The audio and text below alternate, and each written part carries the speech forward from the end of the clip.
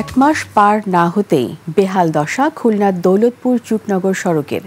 শাহপুর থেকে মেকশিমিল পর্যন্ত এলাকার সংস্কার কাজে হযবরল অবস্থা। রাস্তার পাথরের কুচি ও পিচ উঠে সৃষ্টি হয়েছে গর্তের। ব্যস্ত এই সড়কটি কাজের মান নিয়ে প্রশ্ন তুলেছেন এলাকাবাসী। খুলনার প্রতিনিধি তথ্যচিত্রের ডেস্ক রিপোর্ট।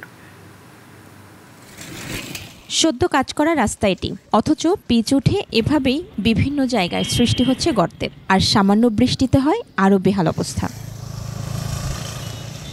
সড়ক ও জনপদ বিভাগের সংস্কার কাজ শেষ হলেও তা যেন অঙ্কুরে বিনষ্ট হচ্ছে।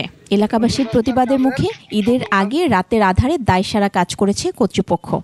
এই মাথায় পিচ দিয়ে যাচ্ছে, ওই মাথায় যে খুঁজে গেছে, পা দিয়ে ডলা দিলি এই খোয়াগুলো সব উঠে যাচ্ছে। রাস্তার কাজ মাত্র 15 দিন হয়েছে, মানে রাস্তা করে গেছে, তার মধ্যে রাস্তা বিভিন্ন জায়গায় অলরেডি বড় বড় ভাঙা শুরু হয়ে গেছে। যে পরিমাণে ভিটামিন দেওয়ার কথা শিডিউলি আমার মনে হয় প্রতি বর্গ ফুটে 4 কেজি দেওয়ার কথা, তা হাফ কেজি দিচ্ছে। যে স্যাংশন আছে সেটা এখানে ইউটিলাইজ হয়নি পুরোপুরি।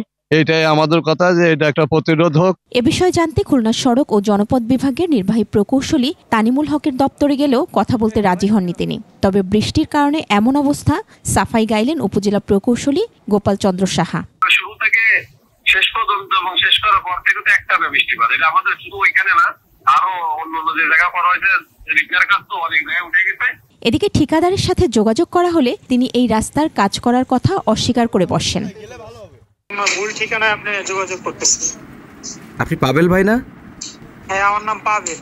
ওই কাজটা মানে আপনার ছিল নাকি? না ভাইয়া, আমি আসলে ঢাকা চাকরি করি। বাণিজ্যিক উপশহর নামে খ্যাত ব্যস্ত এই সড়কের সাথে রয়েছে সরকারি 2টি কলেজ, 6টি ব্যাংকের শাখা, একাধিক স্কুল, মাদ্রাসা সহ বহু বেসরকারি প্রতিষ্ঠান।